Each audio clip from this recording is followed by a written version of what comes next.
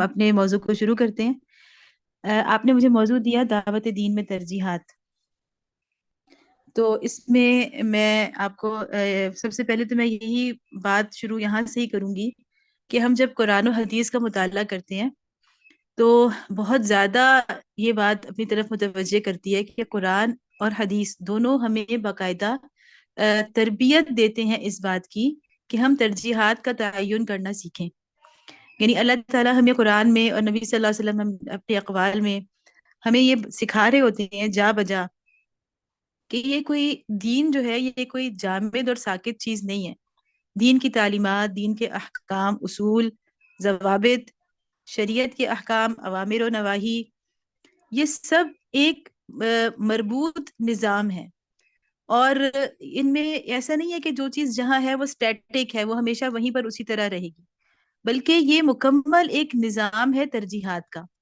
اور کوئی کام یعنی ایک تو مستقل طور پر بھی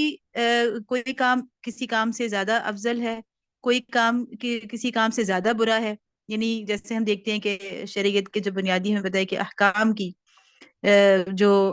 درجے ہیں وہ بھی اسی طرح سے ہیں کہ مباح ہے درمیان میں، اور پھر اس کے علاوہ نیکی کی طرف مستحب ہے، اور پھر اس کے بعد فرد کا درجہ آتا ہے، اسی طرح برائی کی طرف مکروہ ہے، اور پھر اس کے بعد حرام کا درجہ آتا ہے۔ تو ایک تو یہ والی ہمیں ترتیب نظر آتی ہے کہ اعمال سب ایک جیسے نہیں ہیں، چاہے وہ برائی ہو یا نیکی ہو،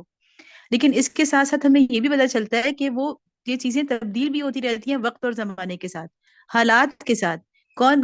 انسان، کون سی قوم، کون سا انسان کس وقت کن حالات کے اندر ہے،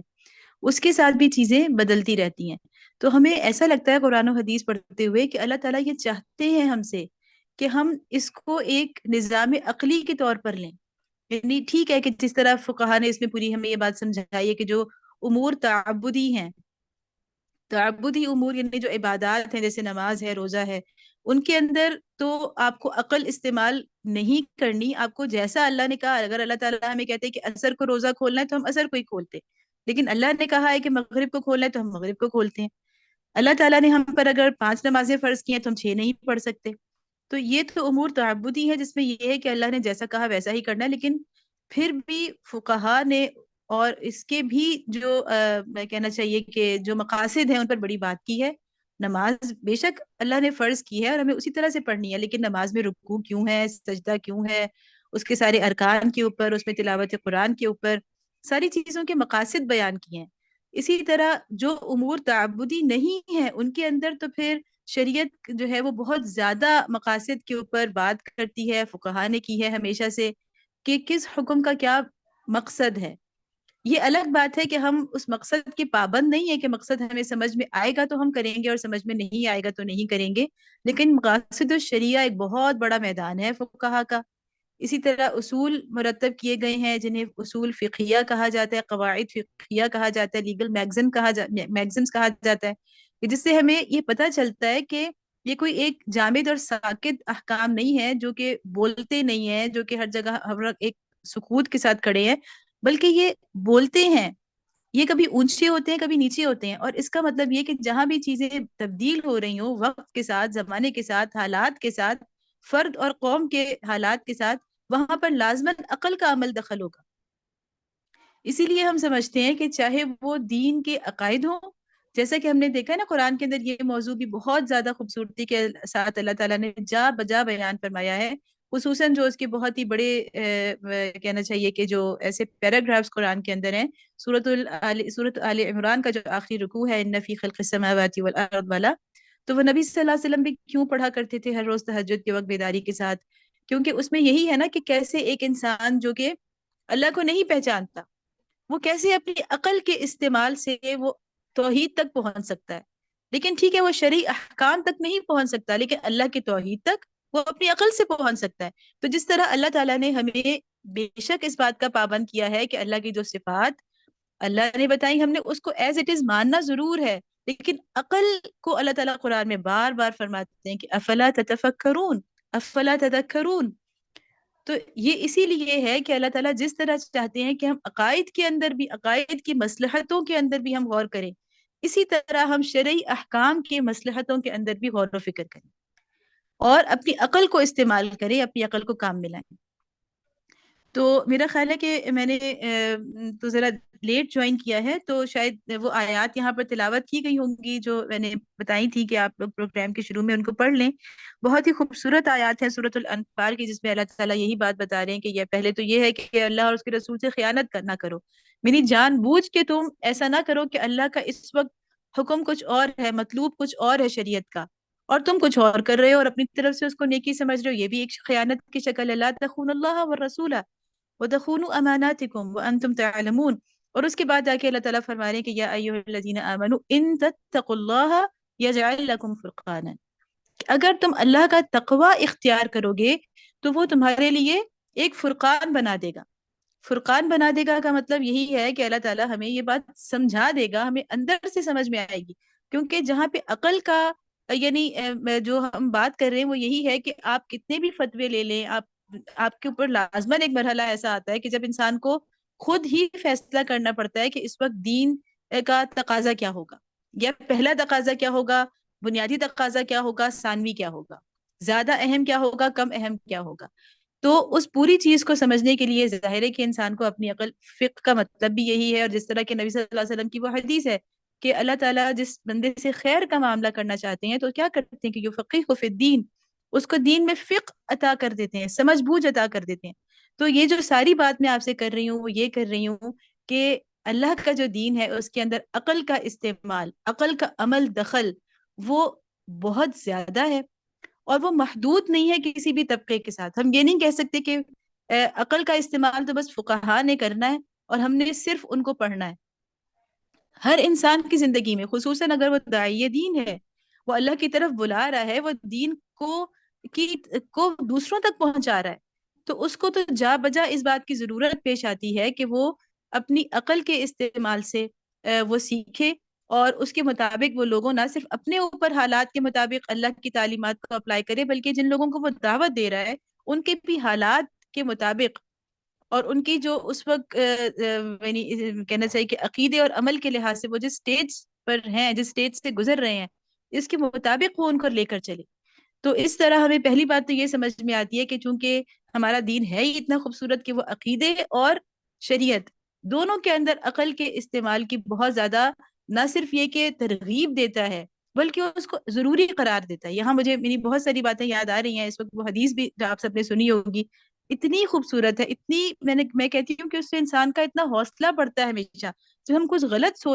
قدم اٹھا لیتے ہیں نا، اور ہم خود سے کچھ سوچتے ہیں اپنے طور پر، ہم نے قرآن و حدیث کی روشنی میں ہی کوئی فیصلہ کیا ہوتا ہے، لیکن بعض دفعہ وہ غلط بھی ہو جاتا ہے، تو ہمیں لگتا ہے کہ ہمارا دین اتنا خوبصورت ہے کہ یہ ترقی کی طرف لے کر جانے والا دین ہے۔ یعنی اگر ہم جیسے نا کرسچینٹی کیوں ہار گئی، سیکولرزم کیوں آ گیا، کرسچینٹی کیوں جو ہے وہ مغربی تہذیب یعنی جو اسی کی اس کو شکست دے کے جو اس وقت مغربی تہذیب نے جنم لیا ہے، اس میں مسئلہ ہی یہ تھا کہ انہوں نے عقل کو بند کر دے، اس پہ تالے لگا دیے تھے، اور عقل کا استعمال جو ہے وہ عام کرسچن کے لیے، ایک عام آدمی کے لیے اس کی کوئی گنجائش نہیں تھی۔ جو پوپ نے کہا وہ حرف آخر ہے، بائبل کی وہی تعویل ہوگی جو چرچ کرے گا، تو یہی سے تو ساری خرابی پیدا ہوئی تھی نا۔ اور اس سے کیا ہوا کہ ترقی کے راستے بند ہو رہے تھے، زمانہ آگے بڑھ رہا تھا، جبکہ بائبل کی وہ تعویلات جو وہ کر رہے تھے، اپنی شریعت کی وہ تعویلات جو وہ کر رہے تھے، وہ اسٹیٹک تھی، وہ زمانے کا ساتھ نہیں دے پا رہی تھی۔ تو اسی لیے تو اتنا بڑا انقلاب آ گیا کہ انہوں نے مذہب کو اٹھا کے ڈسٹ بن کے اندر ڈال دیا،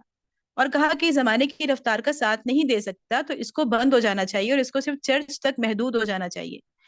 تو ہمارا دین کتنا خوبصورت ہے، میں اس سے سوچتی ہوں کہ یہ صرف ایک حدیث ہمیں سمجھاتی ہے کہ اللہ تعالیٰ یہ چاہتے ہیں، اللہ کے نبی صلی اللہ علیہ وسلم یہ چاہتے ہیں کہ ہم آگے بڑھیں، ہم زمانے کے ساتھ چلیں۔ وہ حدیث جو میں ابھی آپ کو بتانا چاہ رہی ہوں وہ وہی والی ہے کہ جس میں نبی صلی اللہ علیہ وسلم نے فرمایا تھا نا کہ اگر جو شخص اجتہاد کرتا ہے تو اگر وہ صحیح اجتہاد کرے گا تو اس کے لیے 2 اجر ہوتے ہیں، ٹھیک ہے، اور اگر اس نے غلط اجتہاد کر لیا تو بھی اس کا 1 اجر محفوظ ہے، کیونکہ اس نے اجتہاد تو کیا، اس نے کوشش تو کی، اپنی عقل، اپنے علم حاصل، یعنی اجتہاد یہ بات نہیں ہے کہ وہ اجتہاد کی شرائط کو پامال کر کے، جو آج کل ہم کہتے ہیں کہ جسے جدیدیت کی اس میں آ کے کہ مطلب جو اجتہاد کی شرائط ہیں باقاعدہ، جو کہ علماء نے اور اصولیون نے باقاعدہ مرتب کی ہیں، ان اجتہاد کی شرائط کے اوپر وہ اجتہاد کرتا ہے، اس کے لیے وہ ضروری علم حاصل کرتا ہے، ان شرائط کی پابندی کرتا ہے، اس دائرے کے اندر اجتہاد کرتا ہے، جو اس کے لیے مقرر کر دیا گیا ہے، لیکن وہ کوشش تو کرتا ہے نا اجتہاد کی. اجتہاد کب کیا جاتا ہے؟ جب آپ کو کوئی نیا راستہ نکالنا ہوتا ہے. تو وہ جو اجتہاد کی کوشش کر رہا ہے، اگر اس سے غلطی بھی ہو جائے تو اس کی اتنی بڑی حوصلہ افزائی ہے کہ کوئی بات نہیں، تمہارا ایک اجر تو بالکل محفوظ ہے کہ تم نے کوشش تو کی. تم ان لوگوں سے بہت بہتر ہو جو لکیر کے فقیر بننا پسند کرتے ہیں، جو یہ کوشش ہی نہیں کرتے کہ وہ اپنی عقل استعمال کریں، وہ دین میں ترجیحات کے نظام کو سمجھیں. جو دین میں ترجیحات، جو پرائیورٹیز کا سسٹم ہے، اس کو سمجھنے کے لیے عقل کا عمل دخل لازمی ہے. اور یہ عقل کا عمل دخل کسی خاص طبقے تک محدود نہیں ہوگا.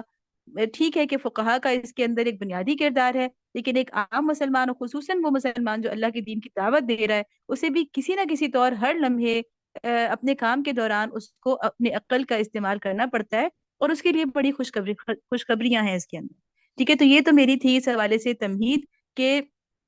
جو اسلام کا نظام ہے وہ کتنا زیادہ انہی ترجیحات کا نظام ہے، اور وہ ترجیحات کا تعین کرنے کو کتنی اہمیت دیتا ہے، اور اس کی کتنی حوصلہ افزائی کرتا ہے. ٹھیک ہے، تو کتنی اہمیت دیتا ہے. یہاں پر جو میں نے پہلی سلائیڈ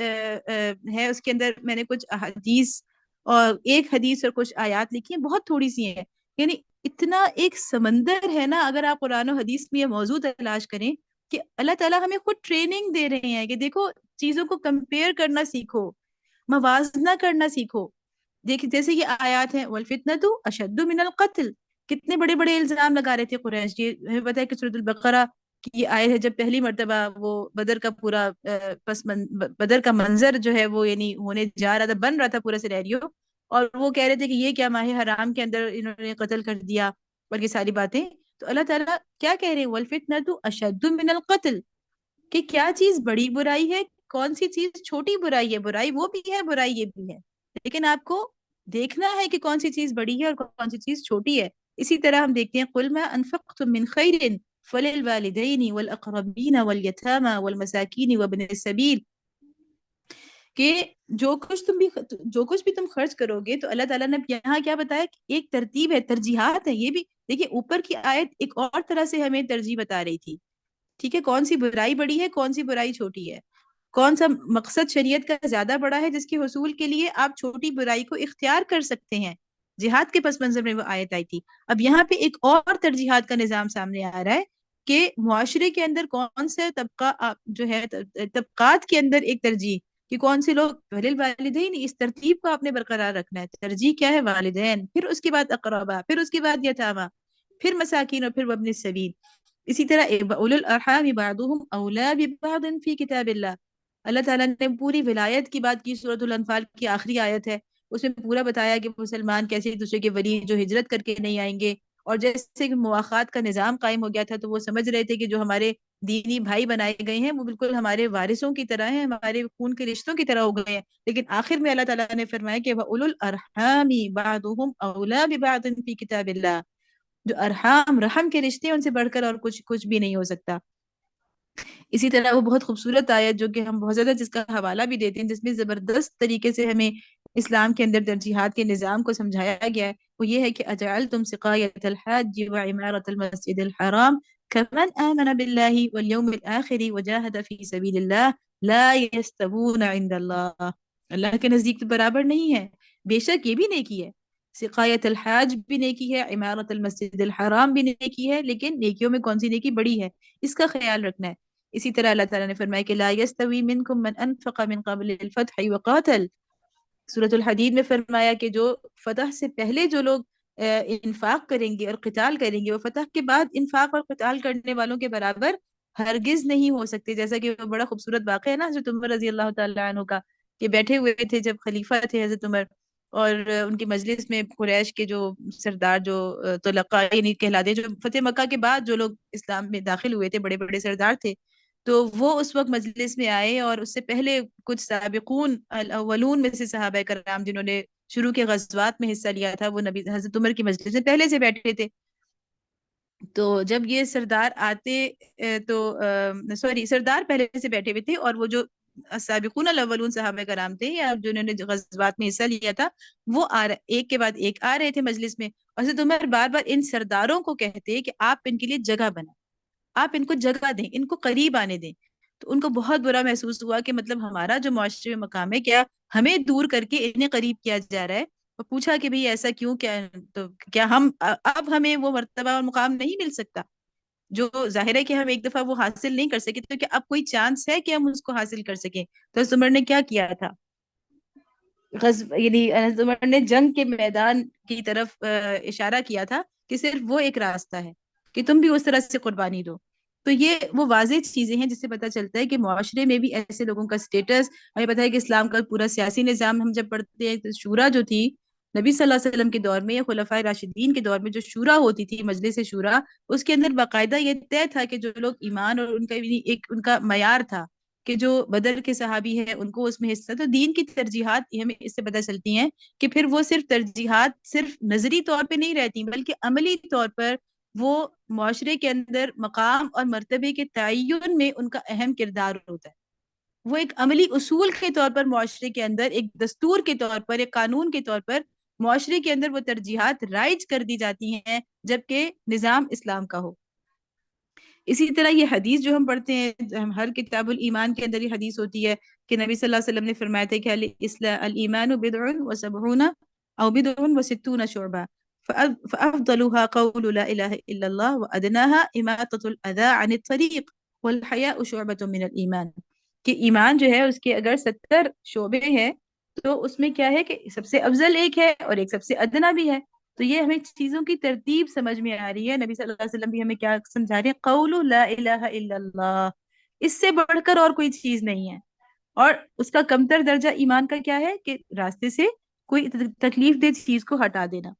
تو یہ میں ایسے سمجھتی ہوں کہ قرآن و حدیث کے اندر یہ موضوع اتنا پھیلا ہوا ہے،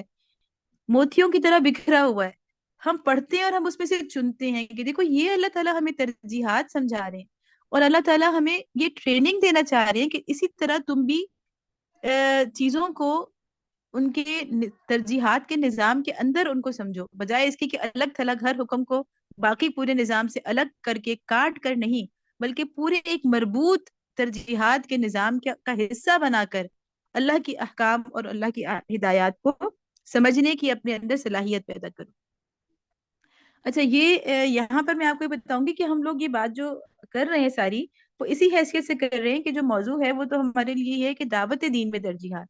تو ہم دین میں ترجیحات کی بات کریں تو ظاہر ہے کہ جتنا داعی کے ذہن میں خود جتنا دین میں ترجیحات کا نظام واضح ہوگا اتنا ہی زیادہ وہ اپنی دعوت کے اندر اس کو لے کر چلے گا. نہ صرف یہ کہ وہ خود ان کے اوپر عمل پیرا ہوگا بلکہ اس کو اپنی دعوت کا پتہ ہوگا کہ میں نے دعوت بھی انہی ترجیحات کے نظام ترجیحات کے مطابق دینی ہے، اپنے مخاطبین کو انہی کے مطابق لے کر چلنا ہے اور اسی طرح کا ان کا ذہن بھی ان کا ایسا ہی بنانا ہے کہ وہ بھی بالکل ایک کہنا چاہیے کہ جیسے کہتے ہیں کہ اندھی تقلید کرنے والے نہ ہوں کہ اپنی باجی عام طور پہ ہوتا ہے نا کہ ہم مطلب یہ بھی ایک چیز ہوتی ہے انسانوں کے اندر کہ اگر میرے درس میں آنے والی خواتین ہیں تو وہ نماز کا جو طریقہ میں فالو کر رہی ہوں تو وہ اسی کو فالو کریں. ایسا نہیں، بلکہ ہم نے اپنے مخاطبین جو ہمارے دعوت کے مخاطبین ہیں، جو ہمارے ساتھ چلنے والے لوگ ہیں، ان کو بھی ہم نے اسی طرح اسلام کا نظام سمجھانا ہے کہ وہ سٹیٹک نہیں ہے. آپ کو خود اس کی روح کو سمجھنا ہے، آپ نے اپنے فہم کو استعمال کرنا ہے. تو یہ وہ ساری چیزیں ہیں جس لیے یہاں پر میں یہ سمجھتی ہوں کہ اگر ہم خود ایک داعی دین کے نظام ترجیحات کو سمجھ لے گا تو وہ اپنی دعوت کے اندر بھی اس کو اسی طرح بہتر انداز سے لے کر چل سکے گا. اچھا اب کچھ چیزیں میں نے یہاں پر لکھی ہیں، یوں تو یہ موضوع بہت وسیع ہے لیکن مجھے لگا کہ جتنا وقت ہے ہم چند چیزوں کے اوپر بات کر لیتے ہیں کہ ترجیحات میں موازنہ کرنے کے لیے جو ہمارے لحاظ سے خصوصاً داعیان دین کے لحاظ سے جو چیز امپورٹنٹ ہے اس میں سے کچھ پہلو ہم ترجیحات کے یہاں پر دیکھ لیتے ہیں. تو پہلا جو ایک پہلو ہے ترجیحات کا وہ یہ ہے ہمارے سامنے کہ اسلام نے ہمیں یہ سکھایا ہے، اللہ نے اور اس کے رسول صلی اللہ علیہ وسلم نے ہمیں یہ سکھایا ہے کہ مقدار پر معیار کو ترجیح دی جائے. ہمیشہ مقدار پر معیار کو ترجیح دی جائے. اور ہم دیکھتے ہیں کہ وہ کتنے لوگ تھے، سابقون الاولون جو تھے وہ کتنے تھے، 200-300 تھے جنہوں نے اتنا بڑا انقلاب کا کہنا چاہیے کہ پیش خیمہ ثابت ہوئے اور اتنا بڑا کام دنیا میں کیا. تو یہ آخر کیسے اللہ نے ان کی شخصیتوں کے اندر وہی 24 گھنٹے ان کے پاس ہوتے تھے، وہی ساری جو انسانی کہنا چاہیے کہ ضروریات ہیں وہ ان کے ساتھ لگی ہوئی تھیں. انہیں اپنے بچوں کا پیٹ بھی پالنا تھا، انہیں سب کچھ وہ کرنا تھا. آخر کیا ایسی چیز تھی کہ جس کی وجہ سے اللہ تعالیٰ نے ان کے کاموں کے اندر، ان کی باتوں کے اندر اتنا زیادہ اثر اور برکت ڈال دی؟ جی ایک منٹ،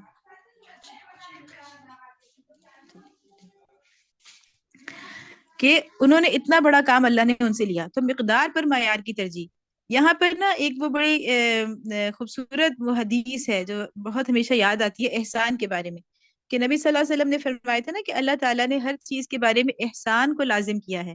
یہاں تک کہ جب تم کسی چیز کو قتل کرو تو احسن طریقے سے، اور جب تم کسی جانور کو ذبح کرو تو وہ بھی احسن طریقے سے، اپنی چھری کو خوب تیز کیا کرو، اور جس جانور کو ذبح کرنا ہو اسے اذیت سے بچاؤ. تو یہاں پر کیا بات کہ احسان کو اللہ تعالیٰ نے ہر چیز میں لازم کر دیا ہے، کہ جو کام بھی کرو اس کو دل لگا کر کرو. یہ نہ سوچو کہ میں ڈھیر سارا کر لوں، بہت ڈھیر سارے پروگرام کر لوں، بہت ڈھیر ساری کلاسیں لے لوں قرآن کی، بہت ڈھیر سارے لوگ میرے سامنے ہونے چاہیے. نہیں، بلکہ اگر آپ کے پاس 2 اسٹوڈنٹس بھی بیٹھے ہوئے ہیں تو آپ ان کو پورے دل و جان سے پڑھائیں، پورے دل و جان سے ان کو پڑھائیں. تو جو کام بھی کرو، چھوٹے سے چھوٹا کام بھی کرو، ایک چھوٹا سا پروگرام بھی ہم ارینج کر رہے ہیں تو ہم اس کو اتنی محنت کر کے کریں کہ جیسے ہم اپنے اپنے بچوں کی کوئی سیلیبریشن ہم کرتے ہیں تو اس کے لیے ہم جتنے کانشیس ہوتے ہیں کہ مہمان وقت پر آئے، مہمانوں کو پورا صحیح پروٹوکول دیا جائے، عزت دی جائے، تیاری ہر طرح کی، ارینجمنٹ ہر طرح کی مکمل ہو. تو اس طرح ہم اللہ کے دین کے بھی ہر چھوٹے سے چھوٹے پروگرام کی بھی اسی طرح سے احسن طریقے سے. تو یہ بہت ہی میری اتنی خوبصورت حدیث مجھے ہمیشہ یہ لگتی ہے کہ اتنا پیارا اصول اللہ کے نبی صلی اللہ علیہ وسلم نے ہمیں دے دیا. دیکھو،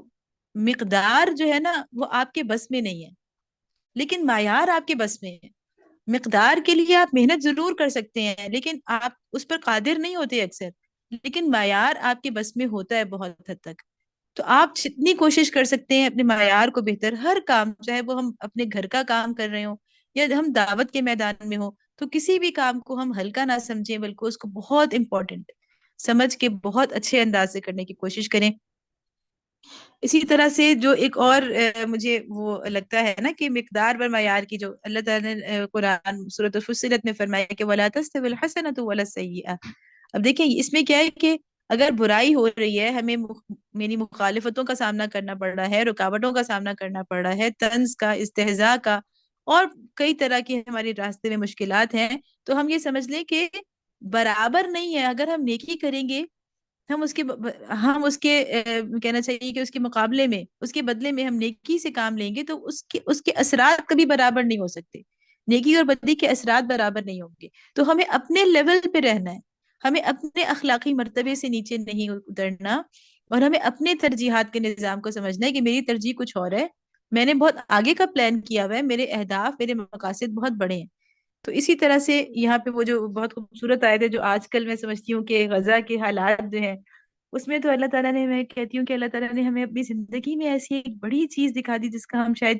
کبھی تصور بھی نہیں کر سکتے تھے. ہم کتابوں میں پڑھتے تھے بدر اور احد کو اور کے معرکوں کو اور احزاب کی یہ سارے غزوات کو ہم کتابوں کے اندر پڑھتے تھے، اور ہمیں اللہ تعالیٰ نے ایسا ہماری زندگی کے اندر ہی اللہ نے دکھا دیا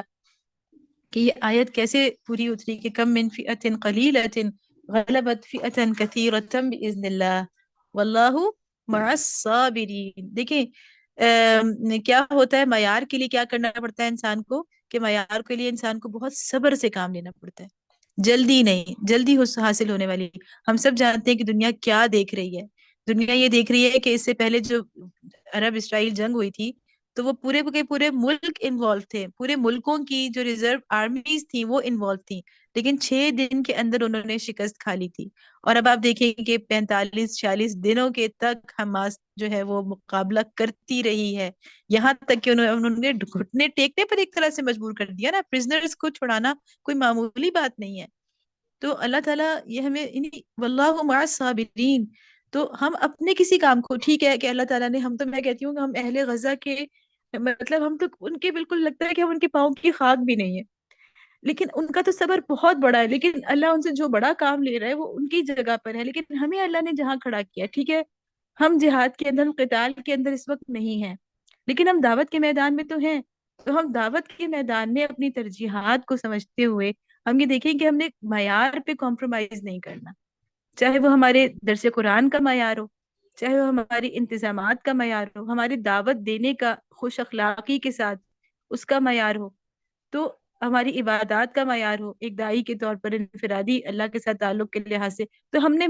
کمپرومائز نہیں کرنا معیار کے اوپر، اور اس کے لیے صبر چاہیے. تو اللہ تعالیٰ ضرور، اللہ کے وعدے پھر ہمارے ساتھ ہوں گے انشاءاللہ. اسی طرح دوسری چیز جو سمجھ میں آتی ہے وہ یہ کہ مادی وسائل پر افرادی وسائل کی ترجیح. ہمیشہ یہ بات ذہن میں رکھیں کہ دفتروں سے، گاڑیوں سے تحریکیں کامیاب نہیں ہوتی، فائلوں سے، آئی ٹی سے. یہ چیزیں ضرورت ضرور ہیں، لیکن اصل چیز کیا ہوتا ہے؟ Human resource. ہیومن ریسورس کا کوئی بدل دنیا میں نہیں ہے. کوئی بڑے سے بڑا بھی جو آپ دیکھ لیں کہ گوگل کے پیچھے کیا ہے، کیوں یہ سارے بڑے بڑے دماغوں کو پوری دنیا سے لے کے جاتے ہیں، یہ بڑی بڑی کمپنیز. کیا اصل چیز جو ہے وہ کیا ہے؟ ہیومن ریسورس ہے. اس کا کوئی بدل دنیا میں نہ کبھی ہوا ہے اور نہ کبھی ہو سکتا ہے. تو ہمیں اس بات پہ بھی پوری توجہ رکھنی چاہیے کہ ہم باقی چیزوں سے زیادہ کس کو ترجیح دیں؟ مادی وسائل سے زیادہ افرادی وسائل کو، یعنی ہم انسان کو امپورٹنس دیں. ٹھیک ہے، ہم یہ نہ دیکھیں کہ میرے پروگرام کی، میرے درس کے بیچ میں تھوڑی سی کوئی کہنا چاہیے کہ بد نظمی ہو گئی، کوئی اپنے بچوں کو ساتھ لے آیا، اس کی وجہ سے شور ہو گیا. اب مجھے ویسے آئیڈیا نہیں، کیونکہ ماحول ظاہر ہے ہر جگہ کا الگ الگ ہوتا ہے. آپ لوگ جس ماحول میں کام کر رہے ہیں اس کا ظاہر ہے مجھے کوئی تجربہ تو اس طرح نہیں ہے، لیکن ہمارے ہاں جیسے بعض دفعہ یہ چیزیں ہو جاتی ہیں نا، کہ کوئی تھوڑا سا لیٹ ہو گیا، تاخیر سے آیا، یا کوئی بچوں کو ساتھ لے آیا، اس کی وجہ سے کچھ تھوڑی سی زیادہ کہنا چاہیے کہ ڈسٹربنس ہو گئی ہے کچھ اس طرح سے. تو پھر ہم کیا کرتے ہیں کہ بعض دفعہ سخت باتیں بھی کہہ دیتے ہیں. بعض دفعہ ہم لوگوں کو ہمیں لوگوں کے بہت سے کہنا چاہیے کہ پرسنل معاملات ہمارے علم میں آ رہے ہوتے ہیں، اور اس کی وجہ سے ہم لوگوں سے کھنچنا شروع کر دیتے ہیں.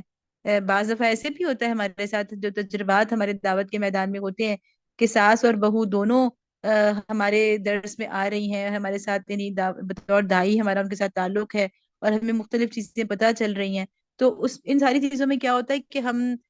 پھر نا انسان کو اتنی ویلیو نہیں دے رہے ہوتے. یعنی ہمیں یہ لگتا ہے کہ ہمارا کام زیادہ امپورٹنٹ ہے، ہمارے انتظام زیادہ امپورٹنٹ ہے. اگر اس کی وجہ کوئی انسان اس پہ رکاوٹ بن رہا ہے، کسی کی وجہ سے ڈسٹربنس ہو رہی ہے، تو ہم اس کو بے شک پیچھے چھوڑ دیں. اور بعض دفعہ پھر یہ بھی ہوتا ہے کہ ہمیں پھر اپنے مالی وسائل پر ایک وہ ہو جاتا ہے نا کہ نہیں ہم تو کر لیں گے، اگر یہ لوگ ہمارا ساتھ نہ بھی دیں تو کوئی بات نہیں. کوئی ہمارے ساتھ کسی کا ہاتھ چھوٹ بھی جائے، کوئی پیچھے بھی رہ جائے، کوئی ناراض بھی ہو جائے، تو ہم بعض اوقات اتنی پرواہ نہیں کرتے. ہم کہتے ہیں ہمیں اور مل جائیں گے، اور یہ بھی ہم سوچ لیتے ہیں کہ ہمارے پاس وسائل ہیں، اپنے وسائل کے بل بوتے پر، یا ہم بہت امپریشن کریٹ کر کے اپنے بہت انتظامات، اور ایک ہوتا ہے نا بہرحال چیزوں کا بھی ایک امپریشن جاتا ہے. تو ہم اپنے پروگرام کو اس لحاظ سے بہتر بنا کر ایک بہت اچھے ریزلٹس ہم لے لیں گے. بے شک فلاں فلاں فلاں جو ہے وہ نہ بھی ہمارا ساتھ دیں، یا اگر وہ ناراض ہیں یا ان کا ساتھ چھوٹ گیا یا پیچھے رہ گئے ہیں، تو ہم لوگوں کی پرواہ نہیں کرتے. تو ہمیں اس میں کیا سمجھنا ہے بطور دائی کہ ہمارے لیے موسٹ امپورٹنٹ چیز جو ہے وہ انسان ہونا چاہیے. انسان ہونا چاہیے، کیونکہ انسان سے بڑھ کر قیمتی چیز اور دنیا میں کوئی بھی نہیں ہے. اور انسان آپ کو جو آؤٹ پٹ دے سکتا ہے وہ کوئی اور چیز نہیں دے سکتی. اس میں مجھے وہ بڑی خوبصورت ایک تو یہ والا واقعہ بھی حضرت عمر کا لگتا ہے نا، کہ جب وہ انہوں نے بھیجا تھا عمر بن العاص کو شام کی طرف بھیجا تھا مصر کی فتح کے لیے. تو انہوں نے پہلے 4,000 کا لشکر بھیجا، پھر اس سے انہوں نے کمک مانگی تو مزید 4,000 بھیجے، اور پھر اس کے ساتھ ان 4,000 کے ساتھ 4 بندے اور بھیجے. اور ان 4 کے بارے میں کہا کہ یہ جو 4 ہیں نا، یہ اتنے اسپیشل ہیں کہ ان میں سے ایک ایک جو ہے وہ 1,000 کے برابر ہے. تو اس طرح تمہاری ٹوٹل اسٹرینتھ جو ہے وہ 8,000 نہیں بلکہ 12,000 ہو گئی. تو یہ دیکھیں کہ وہ آخر وہ 4 لوگ کون تھے، ان کی قدر پہچاننا. اور اس سے بھی زیادہ خوبصورت واقعہ وہ بھی حضرت عمر کا ہی ہے، جو آتا ہے نا اس میں کہ ایک مرتبہ حضرت عمر بیٹھے ہوئے تھے اپنے یعنی مختلف صحابہ کرام کے ساتھ، اپنے ساتھیوں کے ساتھ بیٹھے ہوئے تھے، اور اس میں انہوں نے پوچھا کہ اپنی اپنی خواہش بیان کرو. تو کسی نے کہا کہ میری خواہش تو یہ ہے کہ میرے پاس اس گھر کے برابر چاندی کے دراہم ہوں اور میں انہیں اللہ کی راہ میں خرچ کروں. دوسرے نے کہا کہ میں چاہتا ہوں کہ میرے پاس اتنے ہی سونے کے دینار ہوں اور میں انہیں اللہ کی راہ میں خرچ کروں. حضرت عمر رضی اللہ تعالیٰ عنہ نے فرمایا میں تو یہ چاہتا ہوں کہ میرے پاس اس گھر کے برابر ابو عبیدہ بن الجراح، معاذ بن جبل، ابو حذیفہ غلام سالم یعنی سالم ابو مولا ابو حذیفہ جیسے افراد ہوں، اور میں ان کو اللہ کی راہ میں استعمال کروں. ٹھیک ہے، تو یہ وہ چیز ہے کہ حضرت عمر جیسا زیرک انسان اور ان جیسا لیڈر جیسا کہ آج تک ہم کہتے ہیں کہ دنیا میں پیدا نہیں ہوا، تو وہ بھی یہ بات سمجھتے تھے کہ ہیومن ریسورس جو ہے اس کی کیا امپورٹنس ہے، اور اس کی کیسے اس کو بچا بچا کے سنبھال سنبھال کے رکھنا ہے، اور اس کی تربیت پہ کام کرنا ہے، اس کی نشو و نما پہ کام کرنا ہے، بجائے اس کے کہ ہم اور چیزوں پہ اتنی محنت کریں، دکھاوے کی اور مادی چیزوں کے اوپر محنت کریں۔ ہمیں انسانوں کی تعمیر پر ایک داعی کے طور پر ہمیں سب سے زیادہ کیا کرنا ہے، ٹائم کہاں لگانا ہے، کہاں ٹائم سپینڈ کرنا ہے، انسانوں کی تربیت پر کرنا ہے، ان کو ٹائم دینے پر، ان کے ساتھ تعلقات بنانے پر، ان کی خوشی غمی میں شریک ہونے پر۔ بے شک اس کی وجہ سے ہماری اور چیزیں کچھ متاثر ہوں، لیکن ہم نے انسان کو اٹھانا ہے، انسان سے قریب ہونا ہے، اور انسان کو سب سے زیادہ ویلیو بھی دینی ہے، امپورٹنس بھی دینی ہے۔ اچھا، اس کے ساتھ اگلی چیز جو ہے وہ عمل پر علم کی ترجیح ہے۔ یہ تو بہت واضح ہے نا کہ بعض دفعہ یہ ہوتا ہے کہ ہمارے ساتھ پریکٹیکلی ہو جاتا ہے کہ ہم بہت زیادہ دعوت کے کام میں انگیج ہوتے ہیں، ہمارے پاس تنظیمی ذمہ داریاں بھی ہوتی ہیں، تو اس کے ساتھ یہ ہوتا ہے کہ ہمارا جو مطالعہ ہے وہ متاثر ہو جاتا ہے۔ تو اس میں ہمیں یہ دیکھنا ہے، یا ہم یا اپنے جن لوگوں کو ہم دعوت دے رہے ہیں ان کے ساتھ بھی یہ کہ بجائے اس کے کہ ہم صرف ان کو یہ بتائیں کہ یہ چیزیں یاد کر لو، ٹھیک ہے، فقہی معاملات تو یہ، بلکہ ہم ان کے علم کو بڑھانے کی کوشش کریں، علم پر عمل پر علم کو ترجیح دیں۔ جیسا کہ نبی صلی اللہ علیہ وسلم کی بہت ساری احادیث علم کی فضیلت کے بارے میں تو ہے، بتانے کی ضرورت بھی نہیں ہے۔ یہ حدیث نبی صلی اللہ علیہ وسلم کی ہے کہ فضل العالمی علی العابدی کفضلی علی ادناکم،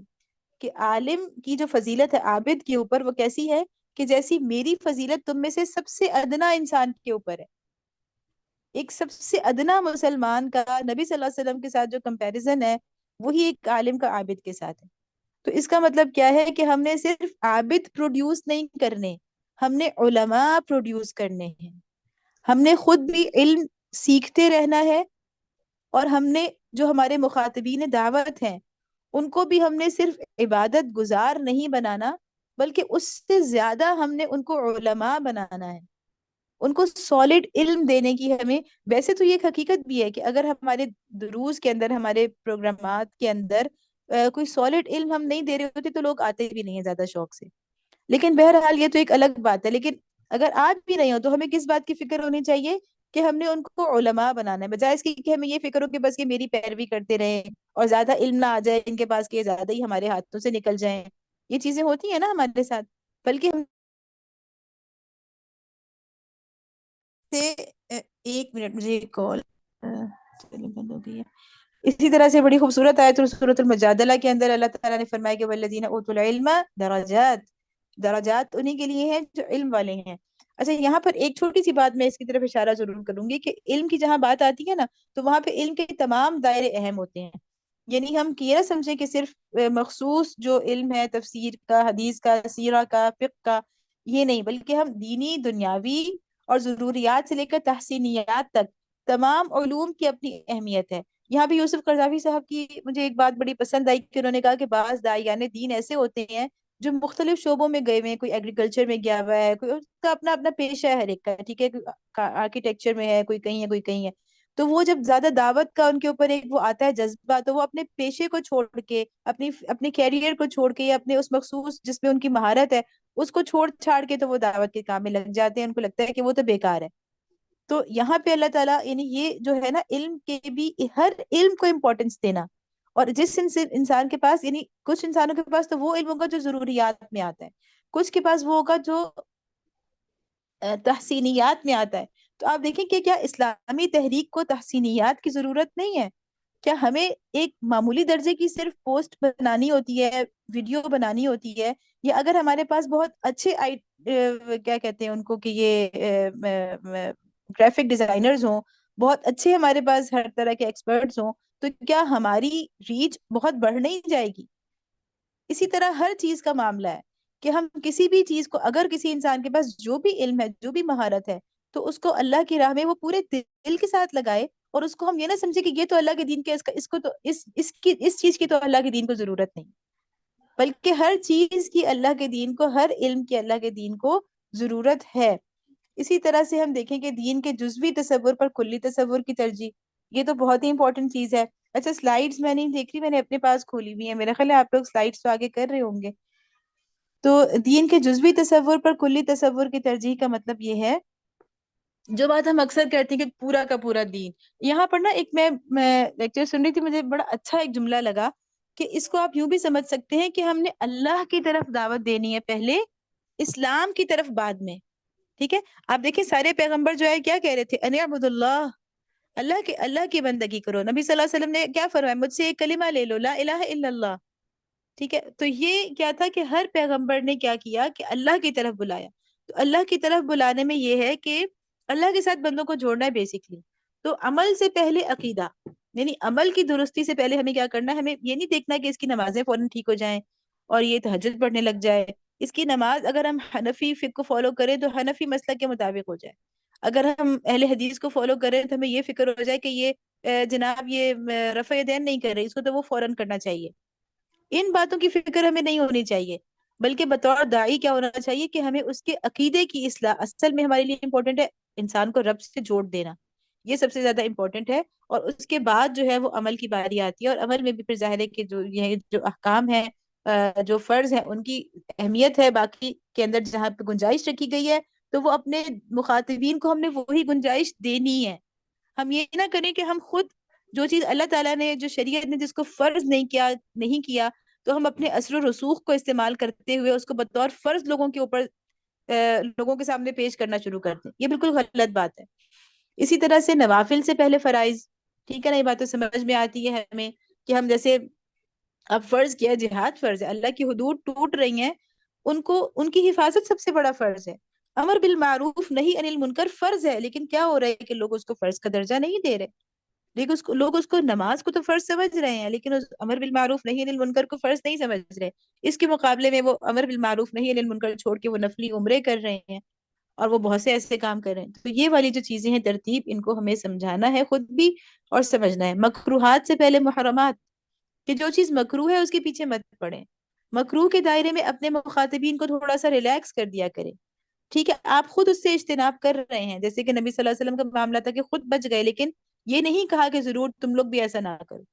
تو ہم کیا ہوتا ہے کہ ہم کہتے ہیں نہیں نہیں بھائی میں تو نہیں کرتی، مطلب اس طرح ہم بول دیتے ہیں کہ لوگوں کو لگتا ہے کہ اچھا جیسے بہت ہی بری بات ہے. تو مطلب آپ کیا کریں کہ آپ خود نہیں کر رہے، لیکن لوگوں کو آپ اس طرح سے تاثر نہ دیں کہ یہ جیسے کوئی حرام چیز ہے. اس طرح کے خاص طور پہ نوجوان نسل کے اندر جب ہم دعوت کا کام کرتے ہیں تو بہت ساری باتیں ایسی آتی ہیں کہ ہم نے خود وہ ایکسپیرینس نہیں کی ہوتی، اور ہمیں لگتا ہے کہ اب یہ نسل تو بڑی آزادی، ہمیں تو یہ آزادی نہیں تھی. تو ہم وہ بہت ساری چیزیں جو مکروہات کے دائرے کی ہوتی ہیں ان کو بھی ہم بالکل حرام کے درجے میں لے جانے کی بھرپور کوشش ضرور کرتے ہیں.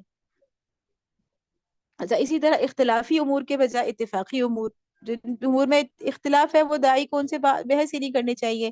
فقہی جو اختلافات ہیں ان کے اندر داعی کو ہرگز ہرگز نہیں پڑھنا چاہیے. جیسے کہ مولانا مودودی کا بھی یہ تھا، انہوں نے ہمیشہ یہی کہا کہ جماعت اسلامی کے رکن کے لیے ضروری نہیں ہے کہ وہ فقہی معاملات میں بھی میری پیروی کرے.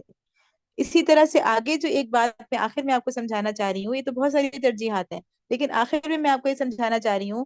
کہ یہ ساری جو ترجیحات ہیں نا دین میں، جیسے میں نے آپ سے کہا کہ قرآن پڑھے حدیث پڑھے تو ہمیں لگتا ہے جا بجا وہ ترجیحات اللہ تعالیٰ دو چیزوں کو کمپیئر کر رہے ہیں، ہمیں ٹریننگ دے رہے ہیں کہ دیکھو سوچو کہ کون سی چیز بڑی ہے، کب کون سی چیز بڑی ہو جاتی ہے. ہمیشہ ایسا نہیں ہوتا، بلکہ کسی وقت میں کوئی حکم زیادہ اہم ہو جاتا ہے، کسی وقت میں کوئی دوسرا حکم زیادہ اہم ہو جاتا ہے. تو وہ ٹریننگ ہمیں جو پوری قرآن و حدیث دیتے ہیں، تو فقہا نے کیا کیا ہے کہ باقاعدہ اس کا ایک نظام بنایا ہے. یعنی اس کو ہم یہ کہتے ہیں کہ مصالح، مفاسد اور مقاصد شریعت کا ایک نظام مرتب کیا ہے. تو ہمیں کوشش کرنی چاہیے داعیان دین کے لیے ایک بہت ہی زبردست فیلڈ ہے یہ مطالعے کی، کہ ہم اس کو پڑھیں کہ مصالح اور مفاسد. تو ہمیں پتہ چلتا ہے کہ جو پوری شریعت ہے وہ کچھ مصالح کے حصول کے لیے اور کچھ مفاسد سے بچنے کے لیے اللہ تعالیٰ نے ساری شریعت جو ہے وہ دی ہے. سارے احکام اور اوامر نواہی سب کیا ہے، کسی مصلحت کے حصول کے لیے، کسی مفسدہ سے بچنے کے لیے. اور پھر اس میں مصالح میں پھر اس مصالح میں کیا ہے کہ وہ اس کے 3 درجات بیان کیے جاتے ہیں: ضروریات، حاجیات اور تحسینیات. اور پھر اس کے بعد کیا آتا ہے درجہ مقاصد شریعت کا ایک نظام، کہ یعنی پورے مصالح اور مفاسد جو ہیں یہ مقاصد شریعت سے مربوط ہیں. اور ایک چیز تو یہ بتائی گئی ہے فقہا نے کہ ہر چیز کے مصالح مفاسد پر بات کی ہے، ان کا درجہ بتایا ہے کہ کون سا مصلحہ کس درجے کا ہے، یہ ضروریات میں آتا ہے یا حاجیات میں آتا ہے یا تحسینیات میں آتا ہے. ٹھیک ہے. پھر اس کی امپلیمنٹیشن کے لیے ایک بڑا زبردست کام کیا جو میں نے لیکچر کے شروع میں آپ سے کہا تھا, قواعد فقہیہ جسے لیگل میگزمس کہا جاتا ہے, وہ بنائے ہیں. وہ کہاں سے نکلے ہیں؟ وہ ایسا نہیں کہ فقہا نے خود سے سوچ لی ہیں, وہ انہی قرآن کی جو پورا نظام ترجیحات پڑھ پڑھ کے, قرآن کو بار بار پڑھ کے, حدیث کے اندر غور و فکر کر کے, جو اس کی امپلیمنٹیشن سمجھ میں آتی ہیں, انہی سے اخذ کر کے انہوں نے کچھ اصول بنائے ہیں. میرا خیال ہے آپ سب نے پڑھے بھی ہوں گے. باقاعدہ قواعد فقہیہ جو ہے وہ کتابوں کے اندر مرتب کی, یعنی ان کے اوپر کتابیں موجود ہیں. اور جیسا کہ ایک بڑا فقہی قاعدہ ہے کہ درء المفسدات مقدم علی جلب المصلحہ, کہ مصلحت کے حصول سے زیادہ کیا چیز امپورٹنٹ ہے؟ مفسدہ کو دور کرنا. دو چیزیں ہوں گی تو کس میں آپ کس کو ترجیح دیں گے؟ اسی طرح لا ضرر ولا ضرار, یہ جو ہے ایک قاعدہ فقہیہ ہے. اسی طرح بعض قواعد فقہیہ ہمیں یہ بتاتے ہیں کہ جب دو مسائل کے اندر آپ نے کس کو ترجیح دینی ہوگی, ایک یقینی مصلحہ ہے, ایک ایسا مصلحت فائدہ ہے جو یقینی طور پہ حاصل ہو رہا ہے, اور ایک ایسا ہے جس کا آپ کو گمان ہے, تو آپ کون سے والے کو لیں گے؟ جیسے صلح حدیبیہ کی اس میں مثال دی جاتی ہے کہ ایک چیز یقینی, اسی طرح یہ کہ ایک فوری حاصل ہو رہا ہے اور ایک دیر میں حاصل ہو رہا ہے, تو آپ کس کو ترجیح دیں گے؟ تو یہ ایک بہت ہی انٹرسٹنگ ایک ٹاپک ہے جس کو ضرور داعیان دین کو پڑھنا چاہیے, سمجھنا چاہیے. فقہا نے اس کو مرتب کیا ہے قواعد فقہیہ کی شکل میں, اور یہ کتابوں کے اندر موجود ہے. تو اب سب سے آخر میں آپ سے یہ بات کر لوں گی کہ ہم کیا کریں, یعنی یہ ساری چیزیں سامنے, ہم کیسے اپنے آپ کو اتنا اپنے آپ کو اس لیول پر لے آئیں, اتنا ہم مینٹین رکھیں اپنے آپ کو اس معیار پر کہ ہم مختلف اوقات میں زندگی میں چلتے پھرتے معاملات کرتے ہم ترجیحات کو ملحوظ رکھ سکیں. تو اس کے لیے کچھ پریکٹیکل چیزیں کیا ہو سکتی ہیں ہمارے اندر؟ اللہ تعالیٰ وہ ویسے تو اللہ تعالیٰ نے فرمایا نا کہ یؤتی الحکمت من یشاء ومن یؤت الحکمہ فقد اوتی خیرا کثیرا, کہ اللہ کی دین ہے. اسی طرح اللہ وہ حدیث بھی کہ جس کے ساتھ اللہ بھلائی کا ارادہ کرتا ہے اس کو دین میں فقہ دے دیتا ہے. تو ایک تو سب سے پہلی بات ہے کہ دعا, کیونکہ یہ اللہ کی دین ہے تو ہمیں اللہ سے ہی مانگنا ہے, اللہ سے بہت زیادہ مانگنا ہے کہ اللہ تعالیٰ آپ ہمیں دین کے ترجیحات سمجھائیں, آپ ہمیں دین کا وہ فہم دیں کہ ہمیں کس وقت پر کون سی بات, ہمیں ترجیحات کا تعین کیسے ہونا چاہیے. ایک تو پہلی چیز دعا. اس کے ساتھ ساتھ ہمیں اس کے علاوہ جو چیزیں ہمیں کرنی چاہیے, اور ہم سب کرتے بھی ہیں, ظاہر ان سب چیزوں کی یاد دہانی ہوتی ہے کہ قرآن و حدیث اور سیرہ اور تاریخ کے علم سے جڑے رہیں. یہ نہ ہو کہ ہم نے ایک وقت میں پڑھ لیا پھر ہم نے ان سے رشتہ کاٹ دیا, بلکہ جس طرح سے قرآن و حدیث امپورٹنٹ ہے اسی طرح سے سیرہ اور تاریخ, یہ ساری چیزیں. اور تاریخ میں میں آپ کو صرف یہ نہیں کہوں گی کہ اسلام کی تاریخ یا مسلمانوں کی تاریخ, بلکہ پوری انسانی دنیا کی تاریخ کو پڑھنے سے انسان کے اندر جو ایک فہم کی صلاحیت ہے اور چیزوں کو, معاملات کو سمجھنے کی صلاحیت ہے, وہ بہت زیادہ بڑھتی ہے. اسی لیے تو اللہ تعالیٰ نے قرآن میں اتنی تاریخ کیوں بیان کی ہے کہ شاہ ولی اللہ نے قرآن کے جو 5 بنیادی مضامین بیان کیے ہیں اس میں سے ایک کیا ہے؟ تذکیر بھی ایام اللہ. ایام اللہ کیا ہے؟ تاریخ ہے. تو اسی لیے ہسٹری بھی جو ہے وہ انسان کو بہت زیادہ کہنا چاہیے کہ اس کے اندر ایک فہم پیدا کرنے اور ایک نظر پیدا کرنے کا ذریعہ ہوتی ہے. سیرت بھی دراصل ہسٹری ہی ہے, لیکن اس کو ہم نے عام ہسٹری سے الگ کر کے کہ نبی صلی اللہ علیہ وسلم کی جو سیرت ہے, ظاہر ہے اس کا درجہ, اس کے اندر جو فہم کے پہلو ہیں وہ تو پوری انسانی دنیا, انسانی تاریخ کی کے سے کئی گنا زیادہ ہیں. تو سیرہ کو آپ تاریخ سے الگ کر لیں, لیکن اس کے علاوہ پوری انسانی تاریخ کو پڑھنا سمجھنا یہ ایک داعیت دین کے لیے اپنے فہم کو اضافے کا ایک بہت ہی بنیادی ذریعہ ہے.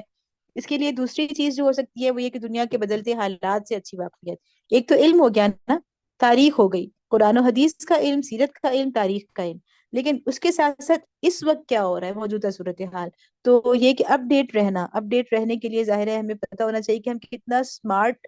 انداز سے ہم یوز کرتے ہیں سوشل میڈیا کا بھی, اخبارات کا, میگزینز کا. ہم کتنا, یعنی ہر کوئی کچھ نہ کچھ دیکھ ضرور رہا ہے, لیکن اب یہ کہ ہر ایک کے پاس ٹائم لمیٹڈ ہے. ہمیں یہ اس کا جو ہے نا ایسا استعمال کرنا کہ ہمیں پتا ہو کہ ہمیں کون سی چیز دیکھنی چاہیے, ہمیں کون سے چینلز کو دیکھنا چاہیے, ہمیں کون سے میگزینز کو دیکھنا چاہیے, اور ہم ہر چیز الا بلا دیکھنے کے بجائے ہم وہ کام کا مواد, کام کا وہ کنٹینٹ دیکھیں کہ جو ہمیں بہت زیادہ